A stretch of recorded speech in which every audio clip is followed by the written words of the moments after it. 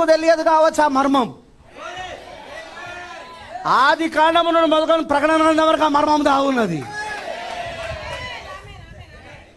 నీకు అర్థం కాకపోతే ఎవడేం చేయలేడు దానికి. ಕರ್ತನಲ್ಲಿ ಪ್ರಿಯರಾದ ದೇವರ ಮಕ್ಕಳೇ, ಈ ದಿನ ಸ್ವಲ್ಪ ಹೊತ್ತು ದೇವರ ವಾಕ್ಯಗಳನ್ನು ಆಲೋಚನೆ ಮಾಡಿಕೊಳ್ಳೋಣ. ಯಾಕಂದರೆ ನೀವು ದೇವರ ವಾಕ್ಯವನ್ನು ಕೇಳುವಾಗ ನೀವು ಏನಂತ ಕೇಳ್ತಾ ಇದ್ದೀರೋ ಕೇಳುವಂಥ ವಿಷಯದಲ್ಲಿ ನೀವು ಕಿವಿಗೊಡುವಂಥ ವಿಷಯದಲ್ಲಿ ಜಾಗ್ರತೆಯಿಂದ ಎಚ್ಚರಿಕೆಯಿಂದ ಕೇಳಬೇಕು ಪ್ರಿಯರೇ. ಯಾಕಂದರೆ ಅನೇಕರು ಈ ದಿನದಲ್ಲಿ ಬೋಧಕರಲ್ಲಿ ಕೆಲವರು ಮರ್ಮ ಬೋಧಕರು ಅಂತ ಹೇಳಿಕೊಂಡು, ರಹಸ್ಯ ಬೋಧಕರು ಅಂತ ಹೇಳಿಕೊಂಡು, ಅನೇಕ ರಹಸ್ಯಗಳನ್ನು ನಾವು ಬಯಲುಪಡಿಸುವಂಥ ಸೇವಕರು ಅಂತ ಹೇಳಿಕೊಂಡು ನಮ್ಮ ಕ್ರೈಸ್ತ ಸಮಾಜದಲ್ಲಿ ಅನೇಕ ಗಲಿಬಿಲಿಗಳನ್ನು ಮಾಡ್ತಾ ಇದ್ರು ಪ್ರಿಯರೇ. ಅದಕ್ಕೋಸ್ಕರ ನೀವು ಕೇಳುವಂಥ ವಿಷಯದಲ್ಲಿ, ನೀವು ಕೇಳುವಂಥ ಬೋಧನೆಯಲ್ಲಿ ಎಚ್ಚರಿಕೆಯಿಂದ ಇರಬೇಕು, ಎಚ್ಚರಿಕೆಯಿಂದ ಕೇಳಬೇಕು, ಎಚ್ಚರಿಕೆಯಿಂದ ಆಲೋಚನೆ ಮಾಡಬೇಕು ಪ್ರಿಯರಾದ ದೇವರ ಮಕ್ಕಳೇ. ಅಂದರೆ ಸೃಷ್ಟಿಕರ್ತನಾಗಿರ್ತಕ್ಕಂಥ ದೇವರು ನಮ್ಮನ್ನು ಹೆತ್ತಂದ ತಂದೆ ತನ್ನ ಪರಿಶುದ್ಧವಾದಂಥ ಗ್ರಂಥದಲ್ಲಿ ಭಕ್ತರು ಯಾವ ರೀತಿಯಲ್ಲಿ ಜೀವನ ಮಾಡಿದ್ದಾರೋ, ಯಾವ ರೀತಿಯಲ್ಲಿ ಭಕ್ತಿಯಲ್ಲಿ ಇದ್ದಾರೋ, ಯಾವ ರೀತಿ ಭಕ್ತಿಯನ್ನು ಬಿಟ್ಟುಕೊಟ್ಟು ಪಾಪದಲ್ಲಿ ಮುಳುಗಿದ್ದಾರೋ ಅನ್ನುವಂಥ ವಿಷಯ ಆದಿ ಕಾಂಡದಿಂದ ಪ್ರಕಟಣೆ ಗ್ರಂಥ ಇರ್ತಕ್ಕಂಥ ಎಲ್ಲ ಭಕ್ತರ ಜೀವಿತವನ್ನು ಕುರಿತು ಆಲೋಚನೆ ಮಾಡುವಾಗ ಅವರ ಜೀವಿತಗಳಲ್ಲಿ ಏನೇನು ನಡೆದಿದೆಯೋ ಅವೆಲ್ಲವನ್ನು ತಂದೆ ದೇವರು ತನ್ನ ಪರಿಶುದ್ಧವಾಗಿರ್ತಕ್ಕಂಥ ಗ್ರಂಥದಲ್ಲಿ ಬರೆಸಿದರೆ ಪ್ರಿಯರೇ. ನೋಡಿ, ದಾವೀದನ ಕುರಿತನ್ನು ಸ್ವಲ್ಪ ಹೊತ್ತು ಆಲೋಚನೆ ಮಾಡುವಾಗ ದಾವೀದನು ದೇವರ ಹೃದಯಾನುಸಾರಿ ಆಗಿರ್ತಕ್ಕಂಥ ವ್ಯಕ್ತಿ. ದಾವೀದನು ತಂದೆಗೆ ದೇವರ ಹೃದಯಾನುಸಾರ ಇರುವಾಗ ಕೆಲವೊಂದು ಸಂದರ್ಭದಲ್ಲಿ ಅವನು ದೇವರಿಗೆ ಬಿಟ್ಟು ಮಾಡಬಾರಂಥ ಒಂದು ಪಾಪ, ಅದು ವ್ಯಭಿಚಾರ ಮಾಡುವಾಗ ಅವನು ಯಾವ ರೀತಿ ವ್ಯಭಿಚಾರ ಮಾಡಿದನೋ, ಅವನ ತೀರು ಯಾವ ರೀತಿಗಿತ್ತು, ಅವನ ಗುಣಲಕ್ಷಣಗಳು ಯಾವ ರೀತಿ ಇತ್ತು ಅಂಥೇಳಿ ತಂದೆಯಾದ ದೇವರು ತಾನು ಅಂದರೆ ದಾವೀದನು ಮಾಡಿರ್ತಕ್ಕಂಥ ವ್ಯಭಿಚಾರವನ್ನು ಮುಚ್ಚದ ಹಾಗೆ, ಮರೆ ಮಾಡದ ಹಾಗೆ, ಗುಪ್ತವಾಗಿ ಇಡದ ಹಾಗೆ, ರಹಸ್ಯವಾಗಿ ಇಡದ ಹಾಗೆ ಪ್ರಜೆಗಳ ಮಧ್ಯದಲ್ಲಿ ಬಯಲುಪಡಿಸಿದರ ಪ್ರಿಯ. ಅಂದರೆ ಸತ್ಯವೇದ ಗ್ರಂಥದಲ್ಲಿ ದೇವರು ಬರೆಸಿದರ ಪ್ರಿಯ. ಅಂದರೆ ದೇವರಿಗೆ ಯಾವುದೇ ರೀತಿಯಲ್ಲಿ ಪಕ್ಷಪಾತ ಇಲ್ಲ ಪ್ರಿಯರೇ. ಯಾವ ರೀತಿಯಲ್ಲಿ ಜೀವನ ಮಾಡಿದ್ದಾರೋ, ಯಾವ ರೀತಿಯಲ್ಲಿ ಬದುಕಿದಾರೋ ಅಂಥೇಳಿ ಕ್ಲುಪ್ತವಾಗಿ ನಮ್ಮ ಕಣ್ಣಿಗೆ ಕಾಣುವಂಥ ರೀತಿಯಲ್ಲಿ ಸತ್ಯವೇದ ಗ್ರಂಥದಲ್ಲಿ ಬರೆಸಿದರೆ ಪ್ರಿಯರೇ. ಲೋಟನ ಕುರಿತು ಆಲೋಚಿಸುವಾಗ ಲೋಟನ ಮಕ್ಕಳು ತನ್ನ ತಂದೆಯೊಟ್ಟಿಗೆ ಯಾವ ರೀತಿಯಲ್ಲಿ ಅವರು ಕೂಡಿದಾರೋ, ಯಾವ ರೀತಿ ವ್ಯಭಿಚಾರಿಸಿದಾರೋ ಅಂತಕ್ಕಂಥ ವಿಷಯನೂ ಕೂಡ ದೇವರು ಮರೆಮಾಚದೆ, ಗುಪ್ತವಾಗಿಡದೆ ಎಲ್ಲವನ್ನು ಕ್ಲುಪ್ತವಾಗಿ ದೇವರು ಬರೆಸಿದ್ದಾರೆ ಪ್ರಿಯರೇ. ಒಂದು ವೇಳೆ ದೇವರಲ್ಲಿ ಪಕ್ಷಪಾತ ಇದ್ದರೆ ಕೆಲವೊಂದು ತಪ್ಪುಗಳು ಇಟ್ಟು ಕೆಲವೊಂದು ತಪ್ಪುಗಳು ತೋರಿಸುವಂಥ ಕೆಲಸ ದೇವರಲ್ಲ. ಅಂದರೆ ಭಕ್ತರಾಗಿರ್ತಕ್ಕಂಥವ್ರು ಯಾವ ರೀತಿಯಲ್ಲಿ ಬದುಕಿದ್ದಾರೋ, ಯಾವ ರೀತಿ ಪರಿಶುದ್ಧತೆಯನ್ನು ಕಾಪಾಡಿಕೊಂಡಿದ್ದಾರೋ, ಕೆಲವೊಂದು ಸಾರಿ ಯಾವ ರೀತಿ ತಪ್ಪಿ ಹೋಗಿದ್ದಾರೋ ಅನ್ನೋಂಥ ಪ್ರತಿಯೊಂದು ವಿಷಯಗಳನ್ನು ಸತ್ಯವೇದ ಗ್ರಂಥದಲ್ಲಿ ತಂದೆ ಇರತಕ್ಕಂಥ ದೇವರು ಬರೆಸಿದ್ದಾರೆ ಪ್ರಿಯರೇ. ಸರ್ವವನ್ನು ದೇವರು ಬರೆಸಿರುವಾಗ ಕೆಲವರು ಈ ಮಧ್ಯಕಾಲದಲ್ಲಿ, ಎಲ್ಲರಲ್ಲ, ಕೆಲವರು ಮರ್ಮ ಬೋಧಕರು, ನಾವು ಗುಪ್ತವಾದ ಸಂಗತಿಗಳನ್ನು ನಿಮಗೆ ಬೋಧಿಸ್ತೇವೆ ಅಂತ ಹೇಳಿ ಅನೇಕ ದುರ್ಬೋಧನೆ ಮಾಡುವಂಥ ದುರ್ಬೋಧಕರು ನಮ್ಮ ಮಧ್ಯದಲ್ಲಿ ಇದ್ದಾರೆ ಪ್ರಿಯರೇ. ಯಾವ ರೀತಿ ದುರ್ಬೋಧನೆ ಅಂತ ಹೇಳಿದ್ರೆ, ಭೂಮಿ ಇರ್ತಕ್ಕಂಥ ಸರ್ವ ಮಾನವರಿಗೆ ಮೂಲ ತಾಯಿರ್ತಕ್ಕಂಥ ಹವ್ವ, ಆ ತಾಯಿಗೆ ಸರ್ಪ ಕೂಡಿರುವುದರಿಂದ ಕೈಯನ್ನು ಹುಟ್ಟಿದ್ದಾನೆ ಅಂತಕ್ಕಂಥ ದುರ್ಬೋಧನೆ ಮಾಡುವಂಥ ಕೆಲವರು ಬೋಧಕರಿದ್ದಾರೆ ಪ್ರಿಯರೇ. ಅಂದರೆ ಭೂಮಿ ಸರ್ವಮಾನವಿಗೆ ಮೂಲ ತಾಯಿ, ತನ್ನ ತಾಯಿಗೆ ಸರ್ಪ ಕೂಡಿರೋದ್ರಿಂದ ಕೈಯನ್ನು ಹುಟ್ಟಿದ ಅಂತ ಹೇಳಿ ಬೋಧಿಸುವಂಥ ಬೋಧಕರು ನಮ್ಮ ಮಧ್ಯದಲ್ಲಿದ್ದರು ಪ್ರಿಯರೇ. ಆದರೆ ಏನು ಹೇಳ್ತಾ ಇದ್ದಾರೆ ಅಂದರೆ, ಆದಿ ಕಾಂಡದಿಂದ ಪ್ರಕಟಣೆ ಗ್ರಂಥದವರೆಗೆ ಆ ವಿಷಯವನ್ನು ಯಾವ ರೀತಿ ಸರ್ಪವು ತನ್ನ ತಾಯಿಯಾಗಿರ್ತಕ್ಕಂಥ ಹವ್ವಗೆ ಕೂಡಿದೆಯೋ ಅಂತಕ್ಕಂಥದ್ದು ಅದು ಒಂದು ರಹಸ್ಯವಾದಂಥ ಸಂಗತಿ, ಅದು ಮರ್ಮವಾಗಿರ್ತಕ್ಕಂಥ ಸಂಗತಿ, ಅದು ಯಾರಿಗೆ ಗೊತ್ತಿರೋಂಥ ಸಂಗತಿ ಅಂತ ಹೇಳಿ ಬೋಧಿಸುವಂಥ ಬೋಧಕದ ಪ್ರಿಯರೇ. ಏನು ಹೇಳ್ತಿದ್ರು ಅಂದರೆ, ಆದಿ ಕಾಂಡದಿಂದ ಪ್ರಕಟಣೆ ಗ್ರಂಥದವರೆಗೆ ಅದು ಗುಪ್ತವಾಗಿ ರಹಸ್ಯವಾಗಿ ಅದಂತೆ. ಆ ರಹಸ್ಯವಾಗಿರ್ತಕ್ಕಂಥದ್ದು ಆ ಬೋಧಕನಿಗೆ ಅರ್ಥ ಆಗಿರೋದ್ರಿಂದ ಆ ಏನು ಬೋಧನೆ ಮಾಡ್ತದೆ ಅಂದರೆ, ಕೈಯನಿಗೆ ಅಂದರೆ ಹವ್ವಗೆ ಸರ್ಪ ಕೂಡಿರುವುದರಿಂದ ಕೈಯನ್ನು ಹುಟ್ಟಿದ್ದಾನೆ ಅಂದರೆ ಸರ್ಪ ಸಂತಾನ ಅಂತ ದೇವರು ಕರೆದಿದ್ದಾರಂದ್ರೆ ಆ ಸಂತಾನ ಇದೆ ಅಂತಂಬಂಥ ರೀತಿಯಲ್ಲಿ ಬೋಧಿಸುವಂಥ ಬೋಧಕರಿದ್ದಾರೆ ಪ್ರಿಯರೇ. ಆದರೆ ದೇವರು ಈ ಸತ್ಯವೇದ ಗ್ರಂಥದಲ್ಲಿ ಯಾವುದೂ ಕೂಡ ರಹಸ್ಯವಾಗಿರ್ತಕ್ಕಂಥ ಮಾತಿಲ್ಲ, ಯಾವುದೂ ಕೂಡ ಪಾಪ ಅಂತಕ್ಕಂಥದ್ದು ಮುಚ್ಚಿಟ್ಟಿಲ್ಲ. ಯಾರ ಜೀವಿತದಲ್ಲಿ ಏನೇನು ನಡೆದಿದೆಯೋ ಅದನ್ನು ನಮಗೆ ಅರ್ಥವಾಗುವಂಥ ರೀತಿಯಲ್ಲಿ, ಕ್ಲುಪ್ತವಾಗಿ ನಮಗೆ ತಿಳಿಯುವಂಥ ರೀತಿಯಲ್ಲಿ ತಂದೆಯಾಗಿರ್ತಕ್ಕಂಥ ದೇವರು ಬರೆಸಿದ್ದಾರೆ ಪ್ರಿಯರೇ.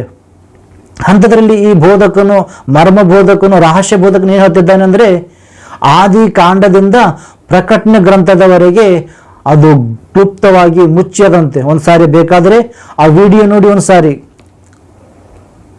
నీకు తెలియదు కావచ్చు ఆ మర్మం. ఆది కాండము నుండి మొదలుకొని ప్రకటన గ్రంథం వరకు ఆ మర్మం దాగున్నది. నీకు అర్థం కాకపోతే ఎవడేం చేయలేడు దానికి. ಏನ್ ಮಾತಾಡ್ತಿದ್ರು ಅವರು ಅಂದ್ರೆ, ರಹಸ್ಯ ಗ್ರಂಥ ಅಂದ್ರೆ ಆದಿ ಕಾಂಡದಿಂದ ಪ್ರಕಟಣೆ ಗ್ರಂಥದವರೆಗೆ ಆ ವಿಷಯವನ್ನು ಕುರಿತು ರಹಸ್ಯವಾಗಿ, ಗುಪ್ತವಾಗಿ ಮುಚ್ಚಿಡಲ್ಪಟ್ಟಿದಂತೆ. ಆದರೆ ದೇವರು ತನ್ನ ಪರಿಶುದ್ಧವಾಗಿರ್ತಕ್ಕಂಥ ಗ್ರಂಥದಲ್ಲಿ ಏನು ಬರೆಸಿದ್ದಾರೆ, ದೇವರು ಏನು ಮಾತಾಡ್ತಾ ಇದ್ದಾರೆ, ನಮ್ಮನ್ನು ಉಂಟು ಮಾಡಿದ ಸೃಷ್ಟಿಕರ್ತನು, ನಮ್ಮನ್ನು ಹೆತ್ತದ ತಂದೆ ಏನು ಮಾತಾಡ್ತಿದ್ರು ಅಂದರೆ, ಒಂದು ಸಾರಿ ಸತ್ಯವೇದ ಗ್ರಂಥದಲ್ಲಿ ದಾನಿಯೇಲನು ಬರೆದಂಥ ಗ್ರಂಥ 2ನೇ ಅಧ್ಯಾಯ 27 ವಚನದಲ್ಲಿ ಏನು ಬರೆಸಿದ್ದಾರೆ ದೇವರು ಅಂತೇಳಿ ಒಂದು ಸಾರಿ ವಚನ ನೋಡೋಣ ಪ್ರಿಯರೇ.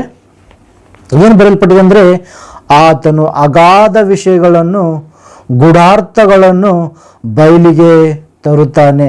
ಅಂದರೆ ಅಗಾಧ ವಿಷಯಗಳನ್ನು, ಗೂಢಾರ್ಥ, ತಿಳಿಯಲಾರಂಥ ಸಂಗತಿಗಳನ್ನು ತಂದೆಗಿರ್ತಕ್ಕಂಥ ದೇವರು ಬಯಲಿಗೆ ತರುತ್ತಾನೆ. ಕಂಗತ್ತಲೆಯಲ್ಲಿ ಅಡಗಿರುವುದು ಆತನಿಗೆ ಗೋಚರವಾಗಿದೆ ಅಂತ ಪ್ರಿಯರೇ. ಅಂದರೆ ದೇವರ ದೃಷ್ಟಿಯಲ್ಲಿ ಯಾವುದೂ ಕೂಡ ಮುಚ್ಚು ಮರೆಯೋದಿಲ್ಲ, ಎಲ್ಲವನ್ನು ತೆರೆದೇ ಇದೆ. ಯಾತ ಗೂಢಾರ್ಥವಾದಂಥ ರಹಸ್ಯ ಒಂದೂ ಇಲ್ಲ, ಎಲ್ಲವೂ ಆತನ ದೃಷ್ಟಿಯಲ್ಲಿದೆ. ಸರ್ವವು ತನ್ನ ಸತ್ಯವೇದ ಗ್ರಂಥದಲ್ಲಿ ತಂದೆಯಾಗಿರ್ತಕ್ಕಂಥ ದೇವರು ಬರೆಸಿದ್ದಾರೆ ಪ್ರಿಯರೇ. ಅದೇ ರೀತಿ ಇನ್ನೊಂದು ವಚನ ನೋಡುವಾಗ, ಯೇಸು ಕ್ರಿಸ್ತನು ಮೊದಲನೇ ಶತಮಾನದಲ್ಲಿ ಬಂದಾಗ ಆತನು ಕೂಡ ಹೇಳ್ತಾರೆ ಪ್ರಿಯ. ಏನು ಹೇಳ್ತಿದ್ದಾರೆ ಅಂದರೆ, ರಹಸ್ಯವಾದದ್ದು, ಗುಪ್ತವಾದದ್ದು, ಮುಚ್ಚಿ ಮರೆಯಾದ ಅಂತಕ್ಕಂಥದ್ದು ಒಂದೂ ಇಲ್ಲ, ಎಲ್ಲವೂ ನಿಮ್ಮ ಕಣ್ಣೆದುರಲ್ಲಿ ಇಟ್ಟಿದೆ ಅಂತ ಹೇಳಿ ಯಾಕಂತಂದ್ರೆ ಲೋಕ ರಕ್ಷಕನಾಗಿರ್ತಕ್ಕಂಥ ಯೇಸು ಕ್ರಿಸ್ತರು ಮಾತಾಡ್ತಾರೆ ಪ್ರಿಯರೇ. ಒಂದ್ಸಾರಿ ನೋಡಿ, ಮಾರ್ಕನ ಸುವಾರ್ತೆಯಲ್ಲಿ 4ನೇ ಅಧ್ಯಾಯ 22ನೇ ವಚನ ನೋಡಿ ಒಂದ್ಸಾರಿ. ಏನು ಬರೆಯಲ್ಪಟ್ಟಿದೆ ಅಂದರೆ, ಯಾವುದಾಗಲಿ ಪ್ರಕಾಶಕ್ಕೆ ಬರಬೇಕೇ ಹೊರತು ರಹಸ್ಯವಾಗಿರುವುದಿಲ್ಲ, ಯಾವುದಾಗಲಿ ಬಯಲಿಗೆ ಬರಬೇಕೇ ಹೊರತು ಗುಟ್ಟಾಗಿರುವುದಿಲ್ಲ. ಗುಟ್ಟು ಯಾರು ಹೇಳ್ತದ ಮಾತಂದ್ರೆ ಯೇಸು ಕ್ರಿಸ್ತರು ಹೇಳ್ತಿದ್ರು ಪ್ರಿಯರೇ. ಏನು ಹೇಳ್ತದಂದ್ರೆ, ಯಾವುದಾಗಲಿ ಪ್ರಕಾಶಕ್ಕೆ ಬರದಂದ್ರೆ ಬೆಳಕಿಗೆ ಬರದಂಥ ಕಾರ್ಯ ಒಂದಿಲ್ಲ, ಎಲ್ಲವೂ ಕೂಡ ಬರುವಂಥದ್ದು ರಹಸ್ಯವಾಗಿರ್ತಕ್ಕಂಥದ್ದು ಒಂದೂ ಇಲ್ಲ, ಎಲ್ಲವೂ ಕೂಡ ಬೆಳಕಿಗೆ ಬರುವಂಥದ್ದಾಗಿದೆ ಹೊರತು ಗುಟ್ಟಾಗಿರ್ತಕ್ಕಂಥದ್ದು, ಮುಚ್ಚಾಗಿರ್ತಕ್ಕಂಥದ್ದು ಒಂದೂ ಇಲ್ಲ ಅಂತ ಹೇಳಿ ಯೇಸು ಪ್ರಭು ಹೇಳ್ತಿದ್ರು ಪ್ರಿಯರೇ. ಆದರೆ ಈ ಮರ್ಮ ಬೋಧಕ ಏನು ಹೇಳ್ತಿದ್ರು ಅಂದರೆ, ಆದಿ ಕಾಂಡದಿಂದ ಪ್ರಕಟಣೆ ಗ್ರಂಥದವರೆಗೆ ಕೆಲವೊಂದು ವಿಷಯಗಳು ಮುಚ್ಚಲವೆ, ರಹಸ್ಯವಾಗಿವೆ, ಅವು ಮರ್ಮ ಯಾರಿಗೆ ಕಾಣ ರೀತಿಯಲ್ಲಿ ಇವೆ ಅಂತ ಹೇಳಿ ಬೋಧಿಸ್ತದನ್ನು ಪ್ರಿಯರೇ. ಆದರೆ ದೇವ್ರ ವಾಕ್ಯ ಏನು ಹೇಳ್ತದೆ ಅಂದರೆ, ಪ್ರಕಾಶಕ್ಕೆ ಬರಬೇಕೇ ಹೊರತು ರಹಸ್ಯವಾಗಿರುವುದಿಲ್ಲ, ಯಾವುದೇ ಆಗಲಿ ಬಯಲಿಗೆ ಬರಬೇಕೇ ಹೊರತು ಗುಟ್ಟಾಗಿರುವುದಿಲ್ಲ ಅಂತ ಹೇಳ್ತಾರೆ. ಗುಟ್ಟಾಗಿರುವಂಥದ್ದಿಲ್ಲ, ಎಲ್ಲವೂ ಕೂಡ ಹೊರಗಡೆ ಬರಬೇಕು. ಇನ್ನೊಂದು ವಚನ ನೋಡಿ ಪ್ರಿಯರೇ, ದೇವರು ಏನು ಬರೆಸಿದ್ದಾರೆ ಅಂದರೆ, ಕರ್ತನಲ್ಲಿ ಪ್ರಿಯರಾದ ದೇವರ ಮಕ್ಕಳೇ, ಇನ್ನೊಂದು ವಾಕ್ಯವನ್ನು ನೋಡಿ. ಲೂಕನು ಬರೆದ ಸುವಾರ್ತೆ 8ನೇ ಅಧ್ಯಾಯ 17ನೇ ವಚನ ಏನು ಬರೆಯಲ್ಪಟ್ಟಿದೆ ಒಂದು ಸಾರಿ ನೋಡಿ. ಪ್ರಕಾಶಕ್ಕೆ ಬಾರದ ಯಾವ ರಹಸ್ಯವೂ ಇಲ್ಲ. ಏನು ಪ್ರಿಯರೇ, ಪ್ರಕಾಶಕ್ಕೆ ಬಾರದ ಯಾವ ರಹಸ್ಯವೂ ಇಲ್ಲ ಮತ್ತು ಗೊತ್ತಾಗದೆ ಬಯಲಿಗೆ ಬಾರದೆ ಇರುವಂಥ ಗುಟ್ಟು ಒಂದೂ ಇಲ್ಲ ಎಂತಕ್ಕಂಥ ಮಾತು ಪ್ರಿಯರೇ. ಅಂದರೆ ಪ್ರತಿಯೊಂದು ಕಾರ್ಯಗಳು ಪ್ರಕಾಶಕ್ಕೆ ಬರುವಂಥದ್ದೇ. ಯಾವುದು ಕಾರ್ಯ ಕೂಡ ರಹಸ್ಯವಾದಂಥದ್ದು, ಮುಚ್ಚಿರುವಂಥದ್ದು ಒಂದೂ ಇಲ್ಲ. ಗೊತ್ತಾಗದೆ ಮರ್ಮವಾಗಿರ್ತಕ್ಕಂಥದ್ದು, ತಿಳಿಯದೇ ಇರ್ತಕ್ಕಂಥದ್ದು ಒಂದೂ ಇಲ್ಲ. ಪ್ರತಿಯೊಂದು ಕೂಡ ಬಯಲಿಗೆ ಬರುವಂಥದ್ದೇ. ಒಂದು ಕೂಡ ಗುಟ್ಟಾಗಿರ್ತಕ್ಕಂಥದ್ದಿಲ್ಲ, ಎಲ್ಲವೂ ಕೂಡ ಎಲ್ಲ ಗುಟ್ಟುಗಳು ಬಯಲಿಗೆ ಬರುವಂಥದ್ದು ಅಂಥೇಳಿ ಮೊದಲನೇ ಶತಮಾನದಲ್ಲಿ ಯೇಸು ಕ್ರಿಸ್ತರು ಹೇಳ್ತಿದ್ರು. ಪ್ರಿಯರಾದ ದೇವರ ಮಕ್ಕಳೇ, ಯೇಸು ಕ್ರಿಸ್ತರು ಕ್ಲಿಯರ್ ಆಗಿ ಹೇಳ್ತಿದ್ರು ಪ್ರಿಯ, ಅಂದರೆ ಎಲ್ಲ ವಿಷಯಗಳನ್ನು ನಮಗೆ ಕ್ಲುಪ್ತವಾಗಿ ಅರ್ಥವಾಗುವಂಥ ರೀತಿಯಲ್ಲಿ ಬಹಿರಂಗವಾಗಿ ಬರ್ಸಿದ್ರು ಪ್ರಿಯ. ಅಂದರೆ ದೇವರಲ್ಲಿ ಪಕ್ಷಪಾತ ಇಲ್ಲದ ಹಾಗೆ ಯಾರು ಯಾವ ರೀತಿಯಲ್ಲಿ ಜೀವನ ಮಾಡಿದ್ದಾರೋ ಅಂತಕ್ಕಂಥ ವಿಷಯವನ್ನು ಬರ್ಸಿದ್ರು ಪ್ರಿಯರೇ. ಅಂದರೆ ಸತ್ಯವೇದ ಗ್ರಂಥದಲ್ಲಿ ಯಾವುದನ್ನು ಕೂಡ ಮುಚ್ಚಿ ಇಲ್ಲ ಪ್ರಿಯರೇ, ಎಲ್ಲವೂ ಕೂಡ ಓಪನ್ ಆಗಿ ಬರೆಸಿದ್ದಾರೆ. ಆದರೆ ಈ ಬೋಧಕನು ಮರ್ಮ ಬೋಧಕ ಏನು ಹೇಳ್ತದೆ ಅಂದರೆ ಆದಿ ಕಾಂಡದಿಂದ ಪ್ರಕಟಣೆ ಗ್ರಂಥದವರೆಗೆ ಅದು ಕ್ಲುಪ್ತವಾಗಿ ರಹಸ್ಯವಾಗಿದಂತೆ. ಏನು ರಹಸ್ಯ ಅಂದರೆ ಸರ್ಪವು ಹವ್ವಳನ್ನು ಕೂಡಿರುವಂಥ ವಿಷಯ ಏನಿದೆ ನೋಡಿ, ಅದು ಮರ್ಮ, ಅದು ರಹಸ್ಯ, ಅದು ಯಾವೇನು ಗೊತ್ತಿಲ್ಲದ ರೀತಿಯಲ್ಲಿ ಆದಿ ಕಾಂಡದಿಂದ ಪ್ರಕಟಣೆ ಗ್ರಂಥದವರೆಗೆ ಕ್ಲುಪ್ತವಾಗಿ ರಹಸ್ಯವಾಗಿ ಗೂಢಾರ್ಥವಾಗಿ ಇದೆ ಅಂತೆ ಈ ಬೋಧಕನು ಬೋಧಿಸ್ತಾನೆ ಪ್ರಿಯರೇ.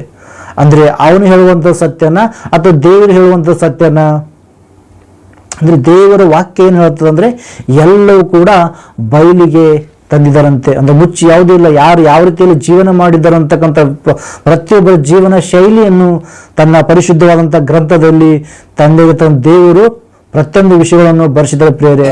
ಅದಕ್ಕೋಸ್ಕರ ನೀವು ಎಲ್ಲರೂ ಅದಕ್ಕೆ ಆ ವಿಷಯವನ್ನು ಕುರಿತು ಚೆನ್ನಾಗಿ ಆಲೋಚನೆ ಮಾಡಬೇಕಂತ ಹೇಳಿ ನಾನು ನಿಮ್ಮ ಹತ್ರ ಮನವಿ ಮಾಡ್ತಾ ಇದ್ದೇನೆ.